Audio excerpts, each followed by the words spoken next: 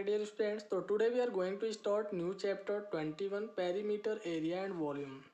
So student, in this chapter we will learn about perimeter, area and volume. Means what is perimeter, what is area and what is volume. तो first let us see what is perimeter. पहले हम लोग ये देख लेते हैं perimeter क्या होता है। तो स्टूडेंट, पेरीमीटर का मतलब होता है sum of all sides of the given figure, यानी कोई भी प्लेन फिगर इस तरह से यदि दिया हो तो इसके सभी साइडों का जो सम होता है that is called perimeter. For example, जैसे मान लीजिए हमारे पास ये एक ट्रायंगल है।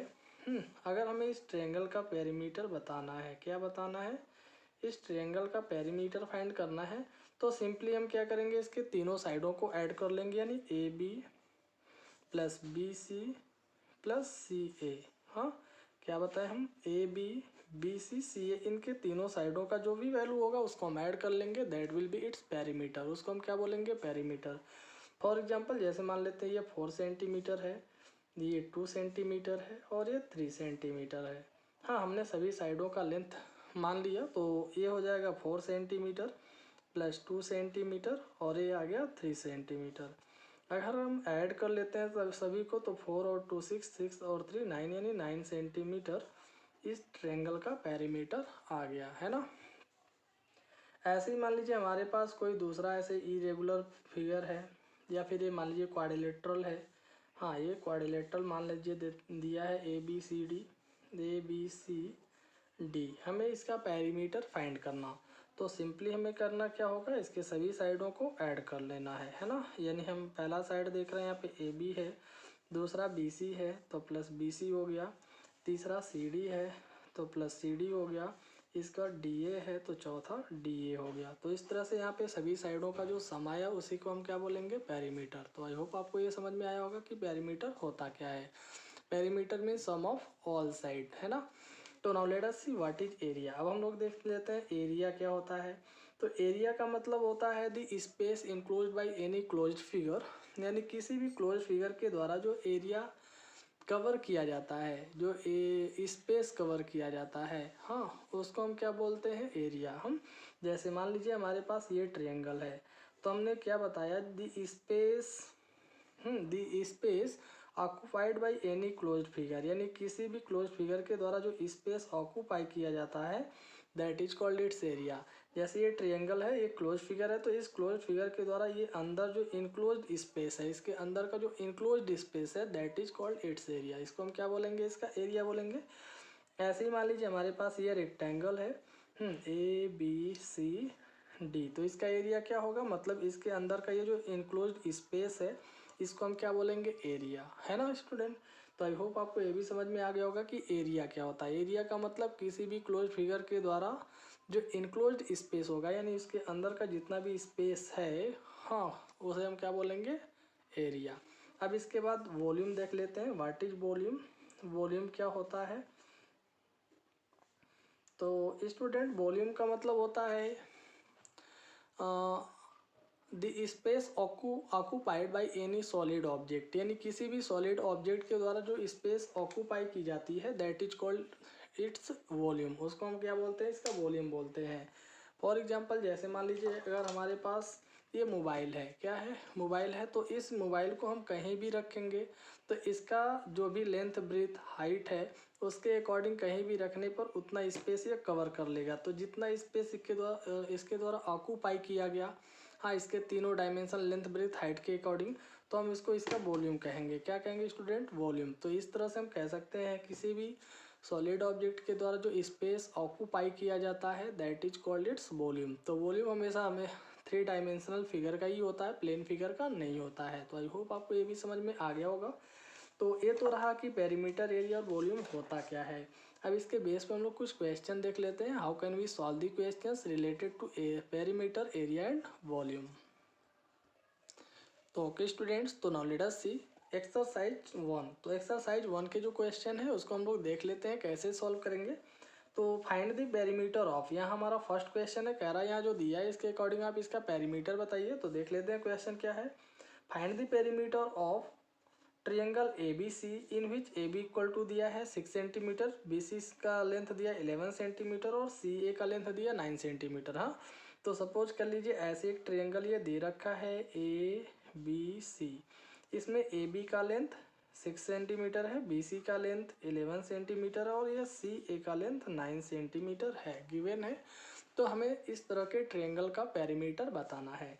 तो अभी हम आपको बताए थे पेरीमीटर का यहाँ फॉर्मूला होता है सम ऑफ ऑल साइड। हाँ, तो यहाँ पे आपके सभी साइड हैं AB, BC और CA। तो सिंपली हमें इन तीनों साइडों को ऐड कर लेना है। ये आपका 6 सेंटीमीटर हो गया, ये 11 सेंटीमीटर और ये 9 सेंटीमीटर ऐड कर लेंगे।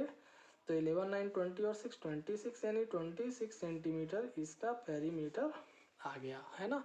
तो आई होप आपको ये समझ में आया होगा। तो ऐसे ही फर्स्ट क्वेश्चन में बाकी जो क्वेश्चन बी और सी वाला क्वेश्चन बच रहा है आप लोग खुद से सॉल्व कर लेंगे। हाँ, तो now let us see one more question.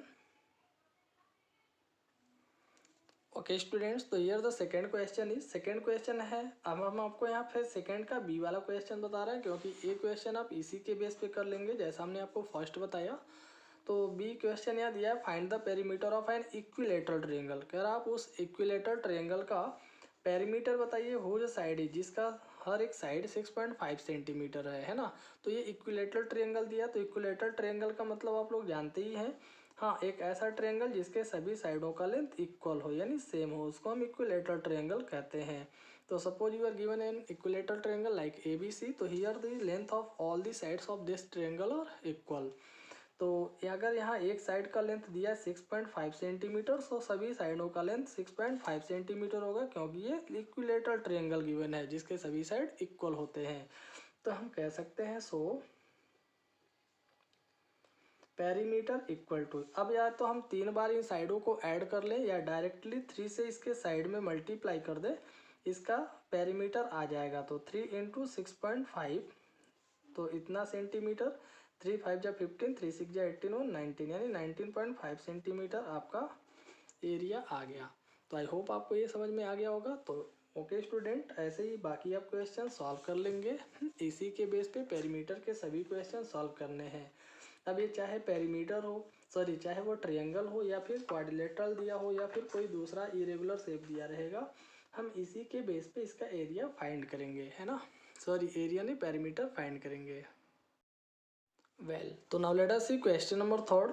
तो here you are given find the perimeter of square. अब यहाँ पे कह रहा आप उस स्क्वायर का पेरीमीटर बताइए जिसके सभी साइड मान लीजिए 6 सेंटीमीटर, 5 सेंटीमीटर, ऐसे सी और डी 2 क्वेश्चन और दिया है, हमें इसे बताना है। तो हम ये आपको बता देते हैं। तो आई थिंक आप बाकी जो सी और डी क्वेश्चन बचेगा इसी के बेस पे सॉल्व कर लेंगे। तो स्टूडेंट हमें यहाँ स्क्वायर का पेरीमीटर बताना है। तो पेरीमीटर ऑफ स्क्वायर का फॉर्मूला होता है 4 इंटू साइड। ये 4 इंटू साइड क्यों, क्योंकि इसमें सभी चारों साइड इक्वल होते हैं।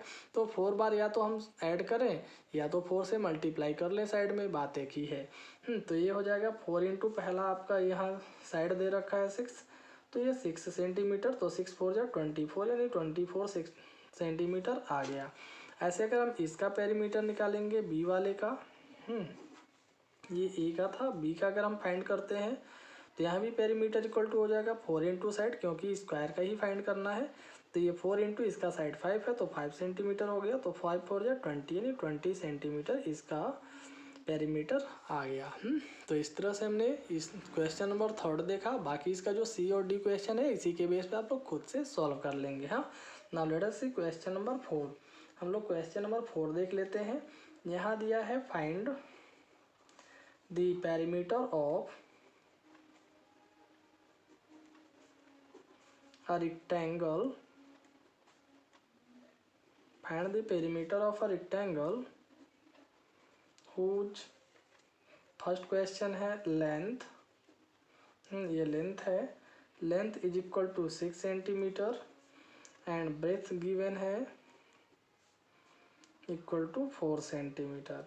यानी हमें उस रेक्टेंगल का पेरीमीटर बताना है जिसका लेंथ और ब्रेथ दोनों यहाँ पे गिवन है, दिया गया है ना। तो हम यहाँ पे लिख सकते हैं perimeter of rectangle, perimeter of rectangle is equal to होता है 2 into length plus breadth. Yes student, आपको रेक्टेंगल के पेरीमीटर के लिए ये फार्मूला यूज करना है 2 इंटू लेंथ प्लस ब्रेथ।